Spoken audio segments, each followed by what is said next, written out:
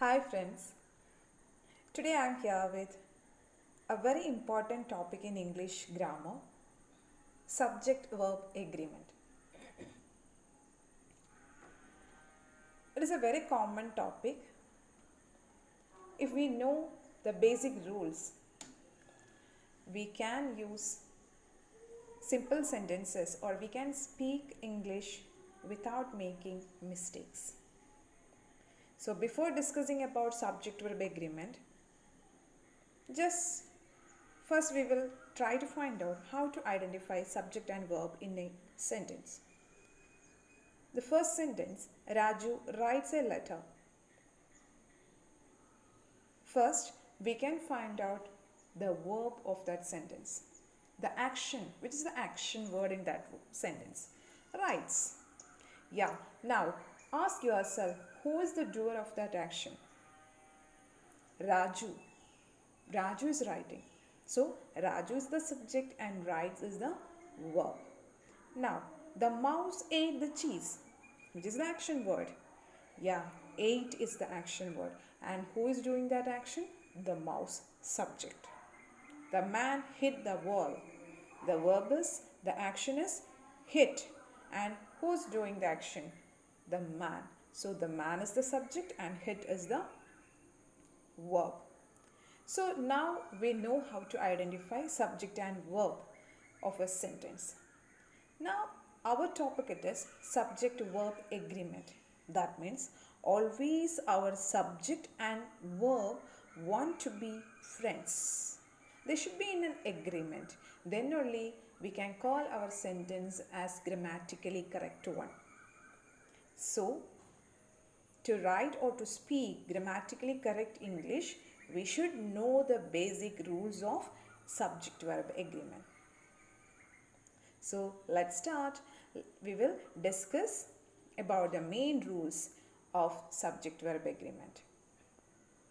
The first and basic rule it is singular subjects need singular verbs and plural subjects need plural verbs.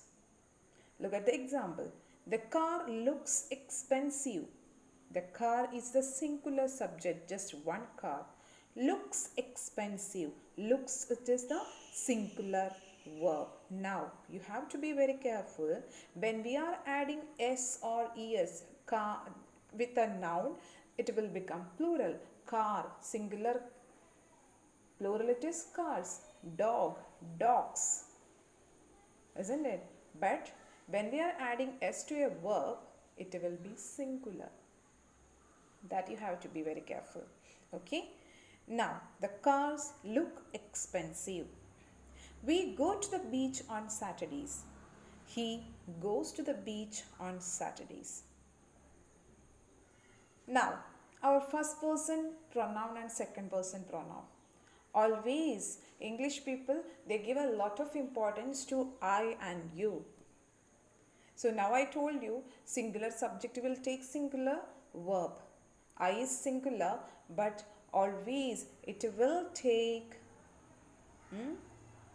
a plural verb. Okay, I and you. I like to go swimming and you like to go swimming. Now, let's discuss about the sentences in which we use helping verbs or auxiliary verbs. We have auxiliary verbs or helping verbs like do, does, did, is, am, was, were, has, and have. The dogs don't want it. The dog doesn't want it. Did you notice the difference?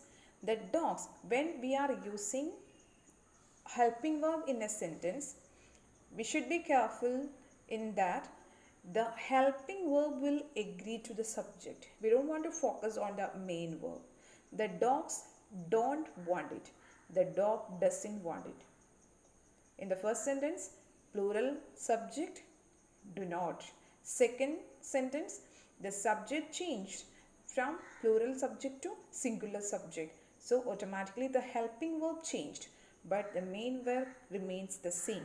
We are going to the beach. He is going to the beach. Anu and Tommy have been driving for hours. Anna has been driving for hours. Now about modal verbs. Modal auxiliary verbs, you know, could, must, should, all these type words. After that, always we have to use the infinitive form of the verb, the base form, V1. My friends might come. My friend might come. It's not comes. It is come. You should come. He should come. Now, sometimes when we are adding more information to a sentence, our sentence will become little bit more complex and even lengthy also. So we have to use, if we want to give more information with the help of one sentence, we have to use more words, obviously. So what will happen? Our sentences will become complex sentences or compound sentences, a little bit lengthy, difficult sentences. So don't be confused with the words. The words that are coming in between the subject and verb or after that. You have to focus on the subject and verb. They are our heroes, subject and verb. So one example, monarch butterflies, a member of the milkweed butterfly family, have an average wingspan of 4 inches.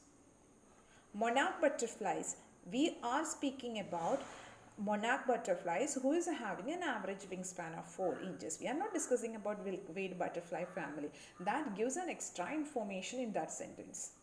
So we have to focus on the subject, monarch butterflies.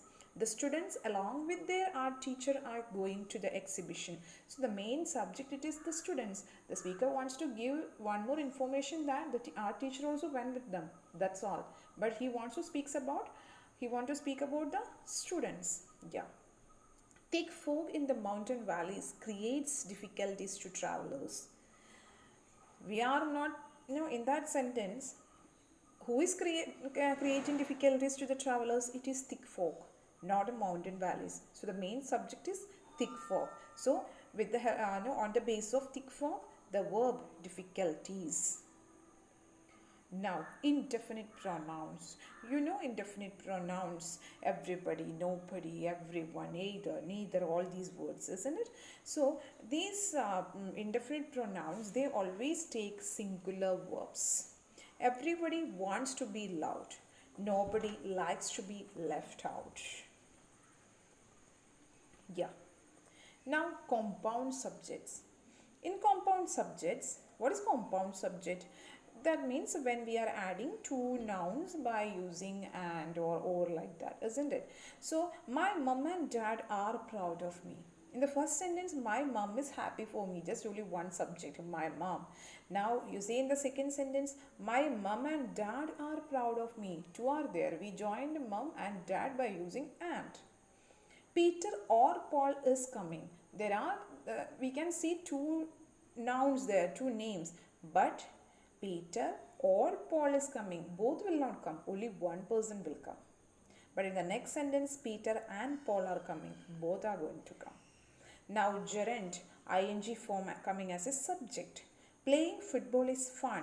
Waiting for the bus is annoying. So, gerund, when we are using gerund as a subject, it will always take singular form of the verb. But in the next sentence, the last one you see, meeting friends after work and going to the beach are my favorite things about living here.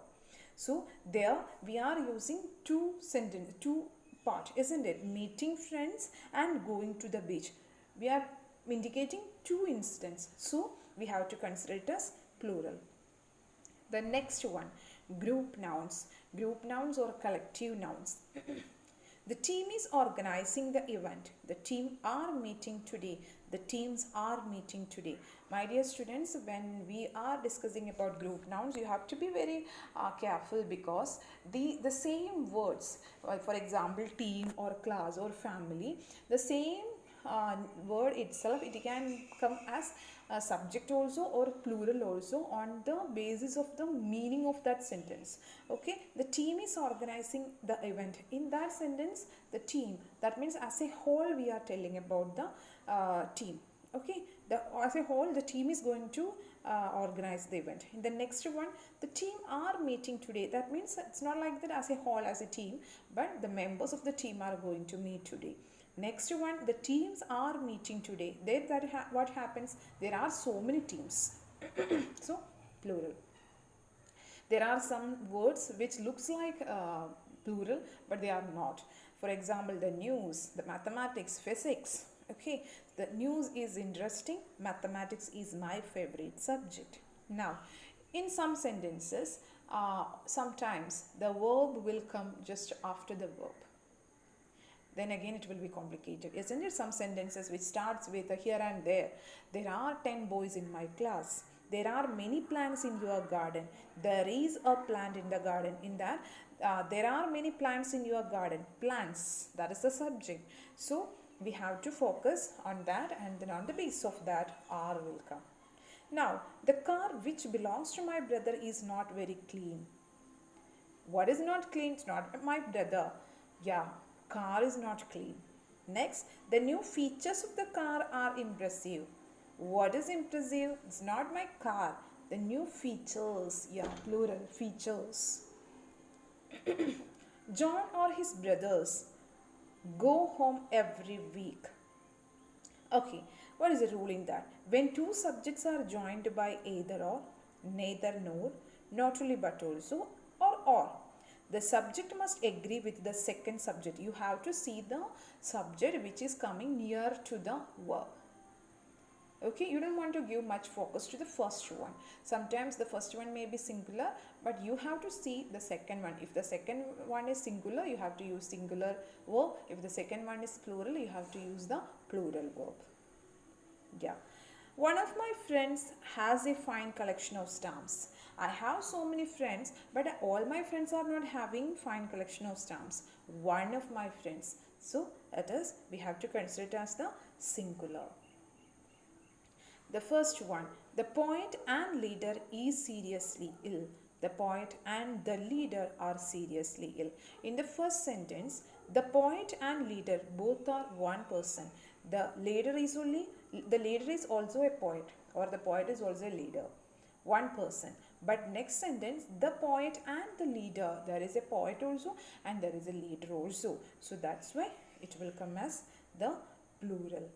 Okay, I hope you all enjoyed it, and we have discussed a very important some topics, very important rules today, and I hope it helped you a lot. Thank you my dears.